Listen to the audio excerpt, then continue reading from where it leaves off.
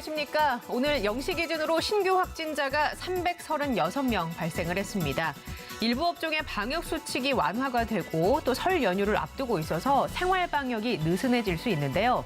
대형 병원과 고시텔 등을 중심으로 감염 확산이 이어지고 있기 때문에 긴장의 끈을 놓을 수는 없겠죠. 더 큰 확산으로 이어지지 않도록 모두가 노력을 기울여 주시기 바랍니다. 잠시 후 코로나 상황과 이슈 전문가들과 함께 심층적으로 살펴보고 오늘 화상 인터뷰 시간에는 김현수 서울시 코비드19 심리지원단 단장님을 연결을 해서 자세한 이야기 나눠보겠습니다. TBS 특보 코로나19 오늘도 현재까지 들어온 속보 중심으로 살펴보겠습니다. 먼저 서울시 상황실에 나가 있는 취재기자를 연결해서 밤사이 확진자 집계 상황 그리고 주요 대응책들 살펴보죠. 서유선 기자. 네, 수도권 코로나19 대응 특별 상황실에 나와 있습니다. 네, 신규 확진자 수부터 집계를 해볼까요? 네, 국내 코로나19 일일 신규 확진자는 사흘째 300명대를 이어갔습니다. 오늘 0시까지 집계된 국내 코로나19 확진자는 전일 집계 대비 336명 증가한 78,844명입니다. 감염 경로별로 보면 지역 발생이 295명, 해외 유입이 41명이었습니다. 지역 발생 환자는 서울에서 121명, 경기 70명, 인천 8명 등 수도권이 전체 199명을 기록했고 수도권 이외의 지역에서는 96명의 확진자가 확인됐습니다. 지난주 대전에서 시작돼서 강원과 경기 등 전국에서 많은 양의 확진자가 발생한 IM 선교회와 관련해서는 어제 0시까지 379명의 누적 확진자가 집계돼서 증가폭이 크지는 않은 상황입니다. 국내에서 코로나19로 인해 사망한 사람은 10명이 늘어서 누적 1,435명이 됐습니다. 이어서 서울시 상황 자세하게 살펴보죠. 서울은 대형 병원 곳곳에서 확진자가 나와서 걱정이 컸습니다. 그런데 다행히도 추가 확진자는 많지 않다고요. 네, 그렇습니다. 지난달 말부터 서울 한양대병원과 보라매병원, 서울대학교 병원 등 주요 대형 병원 곳곳에서 환자와 의료진 확진이 산발적으로 나왔습니다. 다행히 지금은 한양대병원을 제외하고는 나머지 병원에서는 추가 확진자가 발생하지 않고 있는데요. 먼저 서울대병원은 어제 간호사 1명이 확진돼서 외과병동에 동일 집단 격리 조치가 내려졌었는데 어제 오후까지 130여 명을 검사한 결과 전원 음성으로 확인됐습니다. 이에 따라 외과병동에 내려졌던 동일 집단 격리 조치는 해제됐고 병동 출입 통제 수준으로 방역 조치가 완화됐습니다. 보라매병원에서도 지난달 29일에서 30일 노숙인 진료 과정에서 환자와 의료진 5명 등이 확진이 됐었는데 이후에 추가로 확진자는 보고되지 않았습니다. 다만 한양대병원의 경우에는 지난달 27일 최초로 확진자가 나온 이후에 어제 저녁 6시까지 관련 확진자가 누적 48명으로 늘었습니다.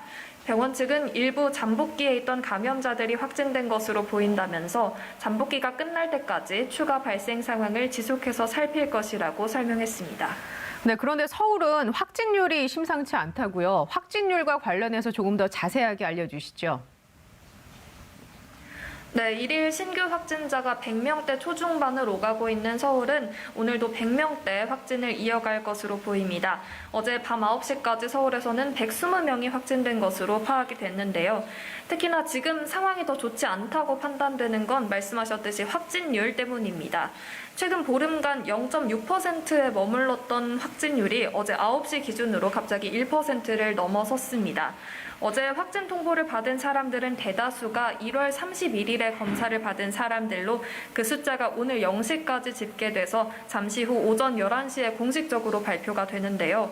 통계상으로 보면 1월 31일의 검사 건수는 11,690여 건으로 평상시의 절반을 살짝 웃도는 수준이었는데 확진자는 크게 줄지 않으면서 확진율이 급증한 겁니다. 현재 서울 시내 병원과 노숙인 시설 등에서 산발적으로 집단 감염이 계속되는 만큼 서울시는 설 연휴까지 2주 더 연장된 사회적 거리두기에 시민들의 협조를 당부했습니다. 마지막으로 경기도 재난기본소득 이야기를 좀 해보겠습니다. 신청 첫날인 어제 9시간 만에 52만 명이 신청을 하면서 서버가 일시적으로 과부하가 걸릴 정도였다면서요. 네, 그렇습니다. 어제는 1,400만 명에 달하는 경기도민에게 1인당 10만 원씩을 지급하는 제2차 경기도 재난기본소득 신청 첫날이었습니다. 첫날인 어제 저녁 6시까지 중간 집계를 보면 전체 52만 3천여 명이 신청한 것으로 파악이 됐는데요. 일찍 지급받으려는 도민들이 첫날에 집중됐고 또 요일별 오부제 신청 대상이 아닌 도민까지 첫날 한꺼번에 접촉하면서 대기 시간이 2~3시간에 달하는 상황이 빚어졌습니다. 경기도 재난기본소득은 경기도 재난기본소득 홈페이지에서 오전 9시부터 밤 11시까지 온라인으로 신청이 가능합니다. 기존에 정부가 지급했던 재난지원금과 마찬가지로 평일은 출생 연도에 따른 요일별 오부제로 신청을 받되 주말은 누구나 신청할 수 있습니다. 경기도는 요일별 오부제 신청 방법을 준수하고 가급적 다음 달 14일까지 6주에 걸쳐서 분산 신청을 해달라고 당부했습니다. 지금까지 수도권 코로나19 대응 특별상황실에서 TBS 서유선입니다. 네, 보도본부 서유선 기자와 함께 얘기 나눴습니다. 고생하셨습니다. 여러분은 지금 생방송으로 진행되는 TBS 특보 코로나19와 함께하고 계십니다. 공사장에선 안전모, 운전할 땐 안전벨트가 필수죠. 코로나19 시대 우리의 안전은 무엇으로 지킬까요? 항상 마스크를 착용한다고 생각해 주십시오. 마스크를 착용하는 것이 필요합니다. 마스크 착용법을 준수해 주시기 바랍니다. 마스크 착용으로 나를 지켜주세요. 마스크 착용으로 우리를 지켜주세요.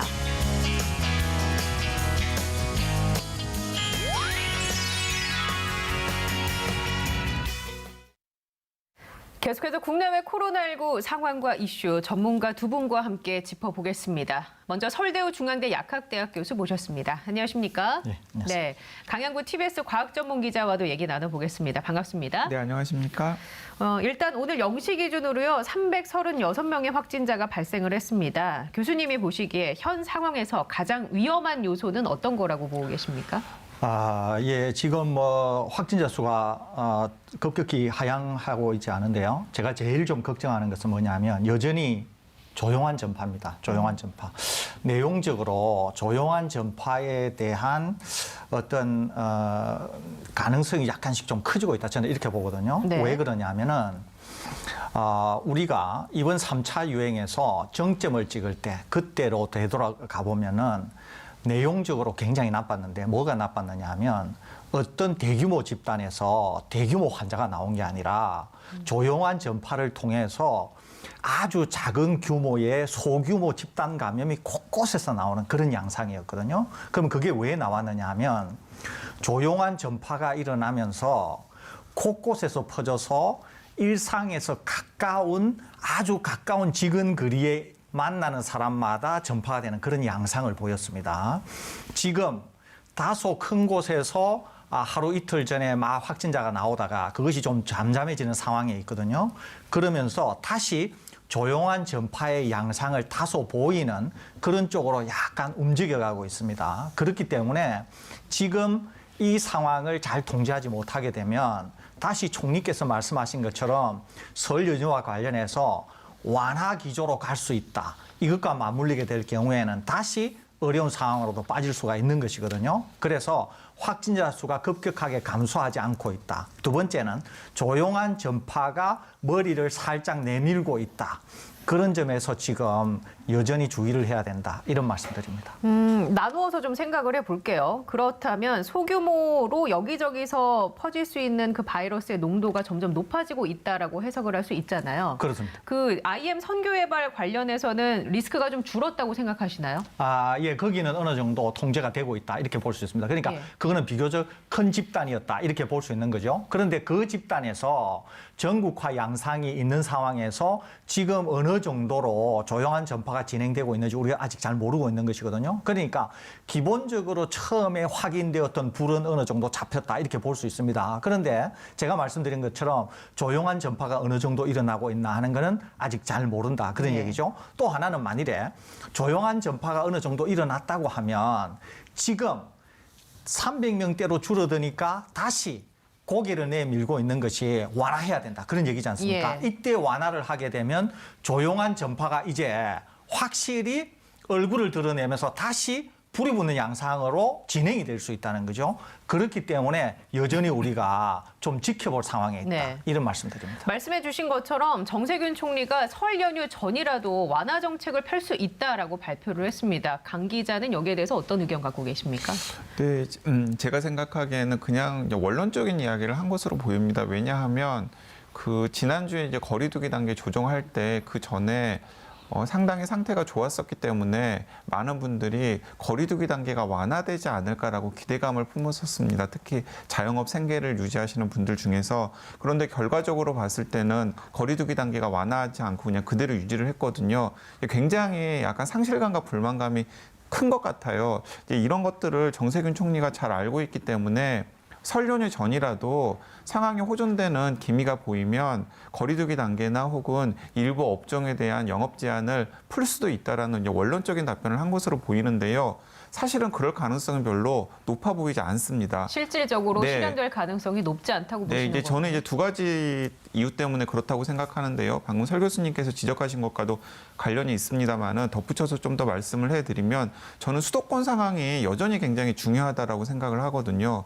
지금 하루 확진 환자 중에서 70% 이상이 수도권에서 발생을 하고 있는데 지난주에 거리두기 단계를 그대로 유지하면서 방역 당국이 이제 어떤 이야기를 했었냐면은 이번 주에 일시적으로 확진 환자 수가 늘거나 혹은 정체되어 있는 것이 IM 선교의 탓인지 아니면 다른 요인 때문인지 판단할 근거가 부족하다라고 이야기를 했습니다. 근데 저는 이제 좀 판단을 할 수 있을 것 같아요. 왜냐하면 IM 선교의 탓이 아닙니다. IM 선교회 같은 경우에는 서울이나 경기도의 확진 환자를 늘리는 데는 별로 영향을 주지 않았어요.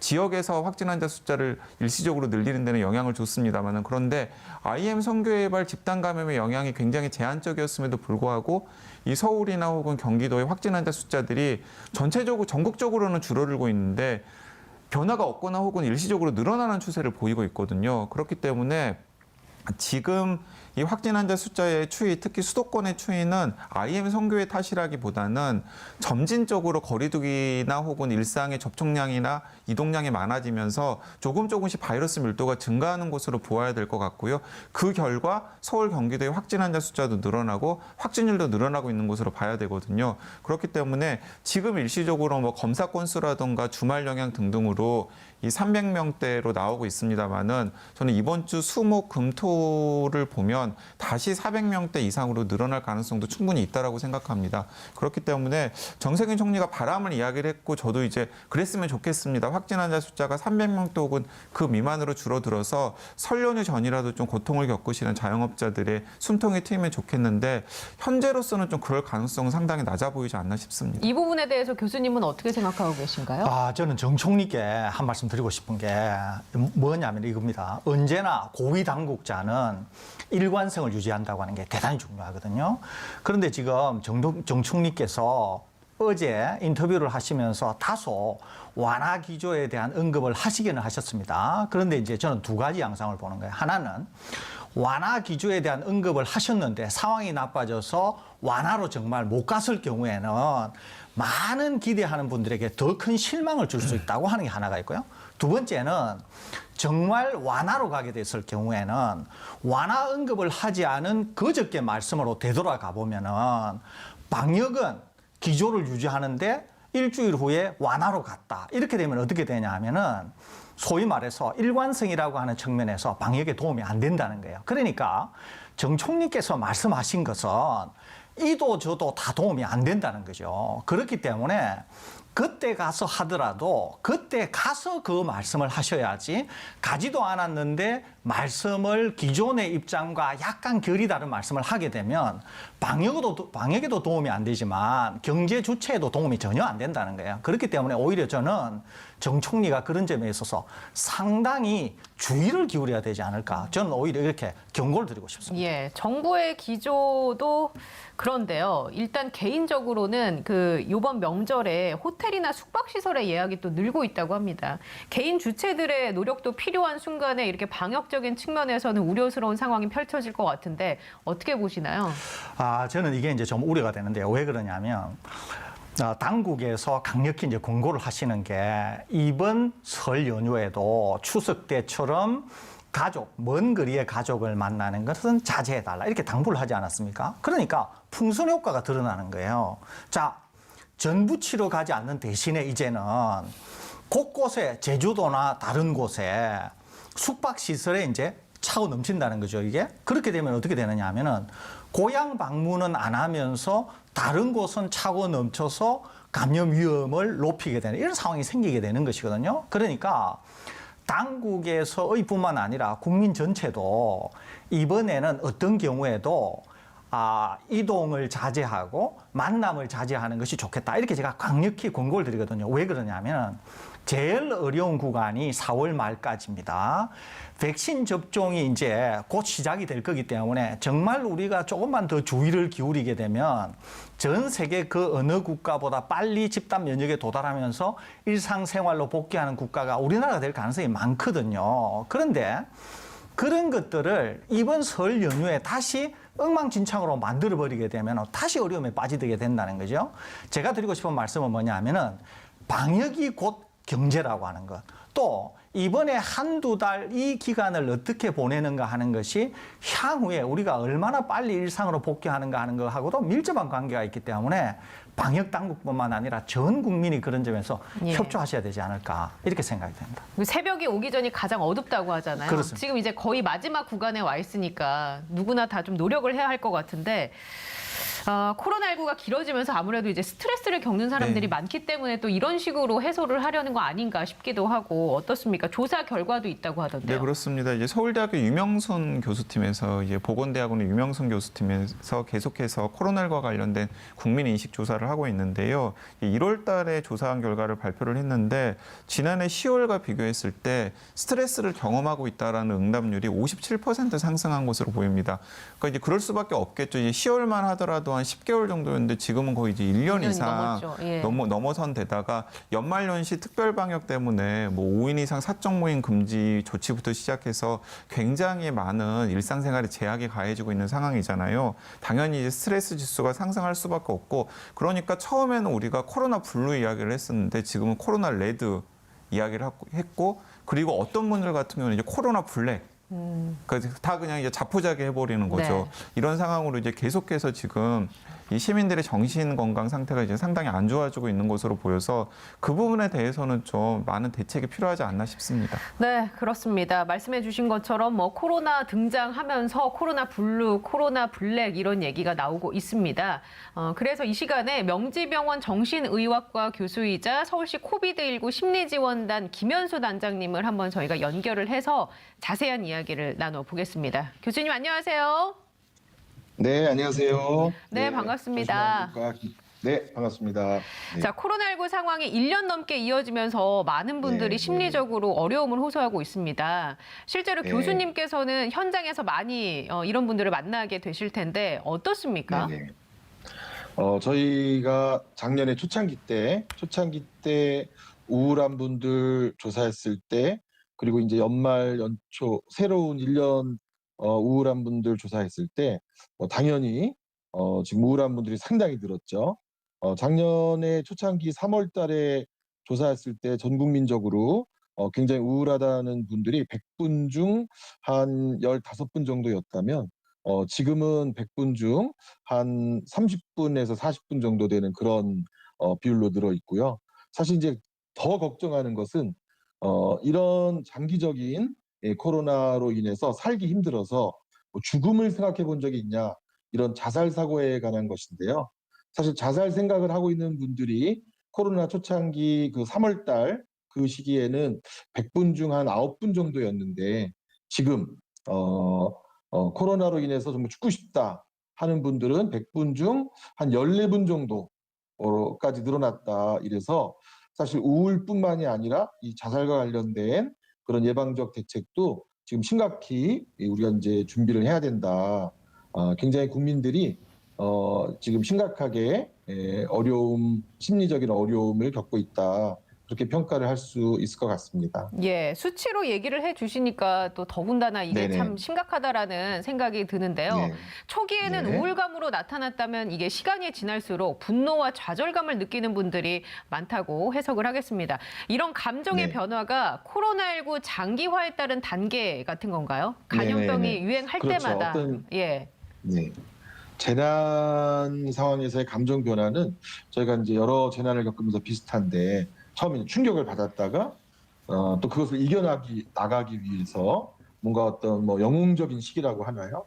그런 좀 허니문 시기가 있다가 하지만 이제 재난의 실체를 보면서 우울에 빠지는 그 하강 곡선이 계속되다가 그러면서 이제 분노와 이제 허탈한 그런 시기를 이제 분노와 함께 허탈한 시기를 겪는데 1주년이 이제 지나면서 이제 사람들이 1년이 지났는데 현재 우리가 어떤 게 극복됐는가, 어떤 변화가 있는가, 어떤 지금 희망을 과연 가질 수 있는가, 이런 일주기 기념일 반응이라고 부르는데요.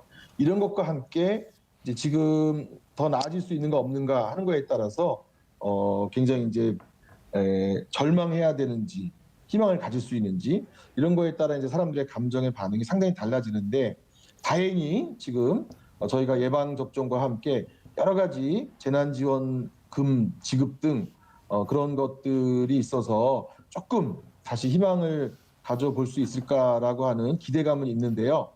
그런 이 접종과 재난지원 이런 것으로 인해서 정말 이 국민들의 절망이 좀 위로받고 달래질 수 있으면 좋겠다. 하지만 현재의 국민들의 감정은 좀 전에 뭐 유명순 교수님 통계도 보여주고 있는데 굉장히 이제 그런 절망과 그런 분노의 감정이 상당히 이제 지배적이다 이렇게 말할 수 있을 것 같습니다. 이분들한테 희망을 주는 게 급선무일 것 같습니다. 자, 네, 그렇다면 이건 어떨까요? 특히나 심리 방역에 귀를 기울이고 우리가 좀 도움을 드려야 하는 그런 집단이 있다면 어디라고 볼 수 있을까요? 사실 저희가 뉴스를 보면서도 이미 알고 있는데요. 이미 그 설을 맞이하면서 과로 때문에 많은 노동자들이 돌아가고 싶다 이렇게 얘기하고 있는 뭐 택배 노동자 이런 분들이 사실 이제 아이러니잖아요. 일을 열심히 하는데 그분들이 과로로 돌아가고 있다 이렇게 특정한 죽음이 많은 집단 이런 집단과 그 가족에 대한 심리 방역 지원이 적극적으로 일어나야 이런 분들 때문에 우리가 더 슬퍼진다 하는 일을 막을 수 있을 것 같고요. 또 장애를 갖고 있는 자녀를 둔 그런 분들의 육아를 하고 있는 가족들은 정말 이제 지쳐 있는 것 같아요. 그래서 정말 극단적인 생각을 할 수도 있어서 장애 가족의 육아나 장애 가족과 함께하는 그런 돌봄 노동 종사자나 돌봄 가족들에 대해서도 정말 특별히 지원을 해야 될 것 같고 저희가 또 가장 걱정하는 건 뭐냐면 좀 전에도 여러분들 말씀하셨는데 이제 코로나 때문에 장기적으로 생이별을 하고 있는 어르신들 그런데 명절 때도 감염 때문에 올 수가 없다 이럴 때 지난 사스 감염 때도 장기적인 이별 때문에 노인들이 다른 나라에서도 사실 극단적인 선택을 많이 했다고 해요. 그래서 이 장기적인 이별 상태에 있는 요양병원 포함하여 어르신들이 이 심리 감염 확산 방지를 위해서 이번에도 우리가 만날 수 없다라고 했을 때 이분들이 정말 이것을 섭섭하지 않도록 이것에 대한 절망을 갖지 않도록 우리가 어떻게 어르신들을 잘 위로할 수 있는가 하는 것도 심리 방역에서 아주 중요한 분야라고 생각이 됩니다. 예. 말씀해주신 장애를 갖고 계신 분들, 육아에 지친 분들, 어르신분들 이렇게 사회 곳곳에 취약한 분들께 네. 심리 지원단을 비롯해서 정부, 지자체 이런 노력들이 좀 네. 더해져서 이 상황을 타개해 나갔으면 좋겠고요. 끝으로 이제 네. 시청해주시는 분들께 몸의 네. 건강을 위해서 기초 체력을 기르는 게 중요하듯이 마음도 마찬가지일 네. 거라는 생각이 들어서 네. 여쭤보겠습니다. 마음의 기초 체력 어떻게 길러야 할까요? 네, WHO에서 몸의 건강은 마음의 건강 없이는 없다. There is no health without mental health라고 해서 몸의 건강은 마음의 건강으로부터 시작된다라는 캠페인을 하고 있습니다. 그래서 우리가 몸이 건강하려면 정말 마음이 건강해야 되는데요. 이 마음이 코로나 시기에 건강하려면 제일 중요한 건 과로하지 않고 휴식하고 또 자기를 돌보는 시간을 꼭 가져야 되고 그리고 이 모든 여러 가지 걱정과 또 불만과 또 절망이 있지만 그래도 우리가 슬기롭게 잘 헤쳐 나가고 우리가 정말 이 코로나를 잘 이겨 나가서 다시 행복한 순간을 맞이할 수 있을 것이다라는 그런 긍정적인 마음의 기조, 긍정적인 마음의 분위기를 잃지 않는 것, 이것이 이 몸의 건강을 잃지 않는 것에도 정말 중요하다. 그렇게 말씀드릴 수 있을 것 같습니다. 예. 바쁘신 와중에도 시간 내주셔서 감사합니다. 네, 고맙습니다. 네. 지금까지 김현수 서울시 코비드19 심리지원단장님과 함께 얘기 나눴습니다. 짧은 시간 얘기를 나눴는데도 제가 뭔가 치료를 받은 것 같은 그런 느낌이 듭니다. 자, 이번에는 백신 얘기를 좀 나눠볼게요. 어제 식약처 자문단이 아스트라제네카 백신의 평가 결과를 내놨는데 정리해 주실까요? 네, 그렇습니다. 일단은 조건부 허가 공고를 내려놨고요. 그리고 이제 논란이 되었던 65세 이상의 고령자에게도 충분히 투여할 수 있다라고 하는 이제 다수 의견을 첨부해가지고 내놓았습니다. 자, 일단은 그렇게 판단하게 된 이유가 있는데요. 만 65세 이상을 포함한 전체 대상자에서 이 아스트라제네카 백신이 예방 효과가 확인이 되었다라는 게 이제 중요한 내용이고요. 이것은 그 지난 주말에 유럽연합에서 18세 이상의 전 연령에게 아스트라제네카 백신을 접종해도 가능하다라고 승인을 내준 것과 궤를 같이 합니다. 자, 그리고 예방 효과는 아스트라제네카 임상 시험에서 이야기한 대로 한 60% 이상이기 때문에 애초에 세계보건기구 등에서 밝힌 60% 이상이면 충분히 백신으로서의 효능이 있다라고 한 것과도 일맥상통한 부분이고요. 그리고 한 번 접종하고 두 번째 접종할 때 간격은 넓으면 넓을수록 효과가 높다라고 이야기를 했습니다. 그러니까 한 달, 두 달, 세 달 이제 여러 가지 옵션을 염두에 뒀을 때 아스트라제네카에서 원래 권한대로 세 달 간격으로 하면 할수록 이 효과가 높다라는 이제 의견도 내놓았습니다. 예. 뭐 용량과 관련해서도 얘기가 있더라고요. 원래 이 임상 시험을 할 때 일부 그 투여 받은 사람들이 절반 용량밖에 못 맞았는데 그게 효과가 더 좋다고 나왔었잖아요. 근데 이번에 이제 권고한 사항은 원래 정해진 용량대로 맞는 거로 권고하고 있던데 어떻습니까? 이제 임상시험 예. 애초에 설계가 그 표준 용량을 가지고 설계가 되었었기 때문에 절반 처음에는 절반을 투여하고 그 다음에는 이제 전체 표준 용량을 투여한 것이 효과가 좋다고 나왔지만은 임상 숫자가 많지 않은 데다가 이례적인 결과이기 때문에 식약처 자문단에서는 그걸 그대로 받아들여 가지고 용량 조절을 하기에는 최종적으로 결정하기는 어렵다라고 판단을 한 것으로 보입니다. 예. 그래서 표준 용량을 그냥 권하기로 했습니다. 그 식약처 자문단이 내놓은 평가 결과에 대해서 교수님 하실 말씀 있을까요? 아닙니다. 뭐 상당히 잘 된 것으로 보이고요. 또 하나는 이번 이제 자문단이 자문을 하게 되면서 실제 데이터들이 다 공개가 됐거든요. 그 실제 데이터를 좀 볼 수 있는 이제 기회가 있었는데요. 그러니까 그걸 쭉 보니까 아스트라제네카가 나름대로 상당히 이제 안전하기도 하고 또 효력도 있어 보이고 또 이제 걱정한 대로 65세 이상에게도 65세 이상이 실제로 이제 임상시험에 참여한 비율이 7.4%, 그래서 한 660명 정도 됩니다. 총 임상에 참여한 사람이 거의 이제 8,900명 가까이 되는데요. 그런데 실제로 비율은 좀 낮기는 하지만 비율은 낮음에도 불구하고 항체가 형성되는 것, 또 항체가 형성되는 양 이런 것들이 젊은 분들하고 비교를 했을 때 거의 차이가 없습니다. 그렇기 때문에 단지 임상시험에 참여한 65세 이상의 고령자들의 비율이 낮다고 하는 것만으로 이 아스트라제네카 백신을 65세 이상에게 접종하기를 권하지 않는다라고 결론을 내리기에는 너무 섣부른 감이 있었다는 생각이 듭니다. 그래서 아마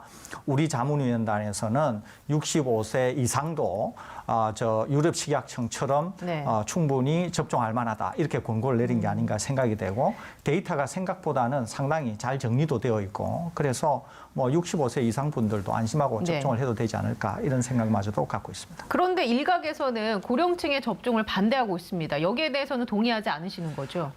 뭐 일견 일리는 있습니다. 그분 말씀들도 충분히 일리는 있어요. 기본적으로는 이건 거죠. 그러니까 지금 대부분의 백신이 18세 이하 임신부들에게 접종을 하지 않고 있지 않습니까? 그 이유도 뭐냐면 데이터가 없다는 것이거든요. 그런데 지금 아스트라제네카와 관련해서 우리나라에서도 65세 이상 분들에게 접종을 하지 않아야 된다라고 강력히 얘기하시는 분들은 데이터가 부족하다 이런 얘기거든요. 충분히 뭐 인정할 만합니다. 부족한 것은 사실이에요. 그렇기 때문에 지금 이 자문단에서도 뭐라고 얘기했냐면은 다른 국가에서 지금도 진행되고 있는 임상 결과의 데이터를 후속적으로라도 제출하라 이런 얘기거든요. 그렇기 때문에 지금 당장으로서는 다소 부족하지만 향후에는 임상 결과가 더 추가될 거고, 또 하나는 다소 참여자 비율은 낮다고 하지만 낮은 비율에서 보이고 있는 것들도 젊은 분들에게 못지않게 항체를 형성한다든지 중화항체를 형성한다든지 이런 것들, 또 보호효과라든지 이런 것들이 충분히 의미 있는 정도로의 데이터가 보여지고 있거든요. 그렇기 때문에 그분들이 제기하시는 논란이 수긍은 될 만합니다만은 그럼에도 불구하고 자문단의 의견도 충분히 존중할 만하다. 그런 의견을 저는 갖고 있습니다. 자, 이와는 또 별개로 모레 4일이죠. 중앙약사심의위원회 결과 발표가 있다고 합니다. 이게 중요하다고 하던데 왜 그런 건가요? 통상적으로 이제 이와 같은 경우에 3번 자문위원회를 거치는데 1차, 3차 자문위원회는 법정자문위원회가 아니에요. 그다음에 2차 중앙약사심의위원회 자문은 법에 정해져 있는 자문입니다. 그러니까 사실은 법에 정해져 있는 자문위원회가 내리는 결정을 다른 위원회가 보조할 수는 있지만 그것을 완전히 바꾼다든지 그거를 무효화하기는 사실상 어렵지 않습니까? 법정자문위원회니까. 그렇기 때문에 중앙약사심의위원회에서 내리는 자문 결정은 다른 자문위원회보다도 훨씬 영향력이 있기 때문에 그런 점에서 중요하다 이렇게 볼 수 있을 것 같습니다. 그 결과는 지금과 비슷한 결로 나오겠죠? 네, 그렇습니다. 왜냐하면 이제 과학적인 이유와 그리고 이제 상황 맥락적인 이유가 있는데요. 과학적인 이유부터 먼저 따져 보면은 저는 설 교수님과 이제 전적으로 의견을 같이 하는데요. 데이터들을 보니까 사실은 65세 이상의 고령자들에게 효과가 없다라고 단정지을 이유가 별로 없습니다. 왜냐하면은 65세 이하의 성인들과 비교했을 때 65세 이상에게도 이 아스트라제네카 백신이 충분히 효과가 있다라는 여러 가지 과학적 증거가 있고요. 유일하게 이제 판단을 유보해야 될 대목이 아까 지적하셨듯이 3상 임상 시험에서 65세 이상의 고령 환자들의 숫자가 적었다는 것뿐인데 이제 그것 때문에 독일이나 프랑스, 이탈리아 같은 곳에서는 아스트라제네카 백신을 고령자에게는 접종 자제를 공고를 했거든요. 저 그 나라들 왜 어쩌려고 저러는지 모르겠어요. 왜냐하면 지금 상황에서 아스트라제네카 백신 옵션을 포기하면은 그 나라들이 백신을 통한 집단 면역 목표를 달성하기가 굉장히 어렵거든요. 그렇기 때문에 약간의 어차피 지금 여러 백신들이 어떤 긍정적인 점과 부정적인 점을 다 가지고 있지만은 우리들이 어느 정도의 리스크를 감수하면서 지금 백신을 통한 코로나19 극복이라고 하는 목표를 향해서 지금 달려가고 있는 상황인데 그 나라들은 이제 아스트라제네카 백신이라고 하는 옵션을 어느 정도 포기하는 듯한 인상을 주고 있는데 과연 그게 맞는 결정인지는 이제 시간이 지나면 드러날 것 같고요. 근데 우리나라 같은 경우는 아스트라제네카 옵션을 포기하면 굉장히 상황이 어려워집니다. 그렇기 때문에 4일 약심회에서도 중앙약심회에서도 이런 여러 가지 상황들을 고려해가지고 아스트라제네카 백신을 65세 이상 고령을 포함해서 전체 연령에게 접종하는 것으로 최종 공고를 내리지 않을까 하고 조심스럽게 기대를 해봅니다. 그 상황 맥락적으로 짚어주신 부분을 이렇게 듣다 보니까 백신이 국제적으로 나라별로 이 받아들이는 온도차, 실행의 온도차가 굉장히 큰 것 같아요. 네, 맞습니다. 그래서 그러면은 일단 이 부분을 한번 짚어보죠. 미국이 백신 접종 시작한 지 한 달이 넘었고, 유럽, 이스라엘 곳곳에서 백신 접종이 잇따르고 있는데 세계적으로 얼마나 접종이 됐고 이런 데이터를 정리하고 또 얘기를 이어가 볼까요? 네, 한마디로 말하면 엉망진창입니다.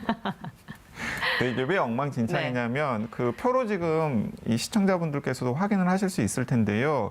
지금 유일하게 잘하고 있는 나라가 딱 2나라 정도입니다. 하나는 이스라엘이고요. 그리고 다른 하나는 이 아랍에미레이트예요. 이 2나라 정도만 이스라엘은 지금 50%가 넘었고 아랍에미레이트 같은 경우는 30%가 넘은 상황이고요. 그리고 지금 영국이 1월부터 아스트라제네카 백신 접종을 시작하면서 좀 백신 접종 속도가 빨라졌어요. 그래서 이제 10%를 넘은 상황이고요. 미국 같은 경우가 지금 10%를 육박하는 상황인데 지금 모더나 백신이나 혹은 화이자 백신 공급이 제대로 안 되면서 백신 접종이 좀 원활하지 않은 상황이고요. 반면에 이 유럽에 있는 OECD 국가들, 그러니까 이탈리아, 독일, 프랑스 이런 나라들은 다 지금 백신이 눈앞에 있는데도 불구하고 백신 접종을 제대로 못하고 있는 상황입니다. 이게 예상보다 접종률이 저조합니다, 교수님. 세계 각국이 그렇게 백신을 확보하기 위해서 노력을 했는데 실제적으로 막상 접종이 시작되니까 우리가 늘 강조하는 게 빠른 접종이 중요하다라고 얘기를 했잖아요. 이게 이렇게 안 되는 이유는 뭐가 있을까요? 우선 그전에 많은 국민들이 이렇게 생각하잖아요. 우리가 늦어서 또는 뭐 변이가 나와서 앞으로 백신 접종이 늦으면은 뭐 뒤처질 거다. 이렇게 이제 쓸데없는 논란도 있고 하는데 저는 전혀 동의하지 않습니다. 왜 그러냐면 지금 표에서 보시는 것처럼 전 세계 국가에서 10%를 넘긴 국가가 5개 국가도 안 됩니다. 심지어는 중국 같은 데는 자국에서 백신을 생산하고 뭐 제3세계에다 국가에다가 준다 이러지만은 자국에서도 지금 5%도 심지어는 2%도 아직 접종이 다 안 됐어요. 그렇기 때문에 우리는 나름대로 우리 일정을 가지고 하면 된다. 그러면은 왜 이렇게 늦냐? 첫째 하나는 백신 공급에 문제가 있다는 거예요. 백신 공급에. 그러니까 화이자나 모더나 백신은 대량 생산이 어렵고 그다음에 아스트라제네카는 대량 생산이 아주 유리한데도 인도 같은 데서 이제 화재 사고 이런 것들 때문에 다소 지체가 되고 있는 거죠. 다행인 것은 아스트라제네카는 아무튼 우리나라에서는 대규모로 생산 가능하니까 우리는 그런 점에서 다소 안도할 수 있다 이렇게 보고 있고요. 두 번째는 뭐냐면은 준비가 굉장히 덜 돼 있는 거예요. 그러니까 백신이 공급된 국가에서도 백신 접종이 안 되고 있는가 하면은 아직 준비가 안 된 데가 너무 많다는 거죠. 그러니까 준비는 뭐냐면 첫째 하나가 의료진이 준비가 되어 있어야 되고요. 두 번째는 시설이 준비가 되어 있어야 됩니다. 세 번째는 의료진이 준비가 되어 있어야 되거든요. 이런 것들이 너무 준비가 안 돼 있는 거예요. 그러면 우리한테로 가져와 볼까요? 우리한테는 만일에 백신 공급이 원활해야 된다. 이거 우리 정부가 충분히 신경을 써야 되는 거예요. 두 번째는 준비라 그랬죠. 우리는 콜드 체인 잘 돼 있죠. 의료진 잘 돼 있죠. 그다음에 시설도 충분히 준비가 잘 돼 있는 것으로 보이거든요. 그러니까 우리 당국은 제일 중요한 게 백신을 제대로 확보하는 거. 그래서 시간에 맞춰서 백신 공급이 원활해지기만 하면 우리는 지금 표에서 보시는 것처럼 전 세계에서 거의 제일 빠른 국가가 집단 면역에 이르는 국가가 될 가능성이 있기 때문에 그런 점에서 우리는 상당히 지금 잘 진행하고 있다 이렇게 볼 수 있겠습니다. 일단 우리나라는 공급에 문제가 없을 가능성이 높고 시설이나 의료진도 준비가 잘 되어 있을 확률이 높다. 자, 그렇다면 이제 마지막으로 시민들이 접종에 적극적으로 참여를 해야 하지 않습니까? 접종률 높이기 위해서 그럼 어떤 것들을 이제 몇 가지가 있는데요. 하나는 투명한 정보를 공개하는 것이 대단히 중요합니다. 투명한 정보를 공개하는 것이. 특히 이때 투명한 정보는 만일에 접종을 했는데 부작용 사례가 생겼다. 그래서 사망을 하거나 중증 부작용이 생겼을 때 굉장히 신속하게 조사하고 신속하게 조사된 결과를 투명하게 공개해야 된다는 거예요. 이렇게 투명한 정보 공개가 굉장히 중요하다는 거예요. 두 번째는 정해진 절차를 잘 따라야 된다는 거예요. 콜드 체인도 마찬가지고 배분도 마찬가지고 원래 정해두었던 순서도 마찬가지고 소위 말해서 세칙이라든지 이런 것들이 생기면 안 돼요. 정해진 절차를 잘 따라서 누구든지 승복할 수 있는 그런 절차, 그런 분위기가 조성이 돼야 된다는 거죠. 그래야 모든 사람들이 일사불란하게 접종에 동참할 수 있는 것이거든요. 그렇기 때문에 이런 것들을 염두에 둬야지. 그러지 않고 이런 것들을 덩하니 하게 될 경우에는 수용성을 낮춰서 접종을 많이 안 하게 되기 때문에 이런 점에 굉장히 주의를 기울여야 될 것으로 생각이 됩니다. 뭐 부작용 사례가 나와서는 안 되겠지만 혹시 나왔다고 하더라도 일부 언론에서 이걸 또 악의적으로 이용하진 않을까 또 걱정이 되기도 합니다. 그러니까 지금 제가 이제 그 언론의 역할이 굉장히 중요하다는 이야기를 이제 몇 차례 드렸는데요. 일단은 이제 지금 현재는 저는 무슨 백신이 더 좋고 무슨 백신이 나쁘고 이런 보도가 사실은 과학적이거나 혹은 명확한 근거 없이 외국에서 제기되는 여러 가지 의혹들을 그냥 반복하는 수준이거든요. 그런 것들이 과연 백신을 통한 코로나19 극복이라고 하는 우리나라에서 지금 해야 할 일에 과연 도움이 될 것인가 한번 좀 따져볼 필요가 있겠고요. 물론 이제 명확한 문제는 보도를 해야 되는 게 맞습니다만 사실은 지금 그런 게 아니거든요. 그리고 또 다른 하나는 무엇이냐면 예를 들어서 앞으로 백신과 관련된 여러 가지 부작용 사례들이 나올 수 있을 것 같은데 분명히 침소봉대하는 또 언론들이 많이 있을 것 같아서 굉장히 걱정이 되고 그런 언론들을 좀 시민들이 좀 잘 좀 걸러내야 된다라는 생각도 듭니다. 저희 TBS 특보 코로나19를 보시면 그런 걱정은 안 하셔도 되지 않을까 싶습니다. 자, 지금까지 서울대 중앙대 약학대학 교수 강양구 과학전문기자와 함께 얘기 나눴고요. 저도 여기에서 인사를 드리겠습니다. 건강한 하루 보내시기 바랍니다. 고맙습니다.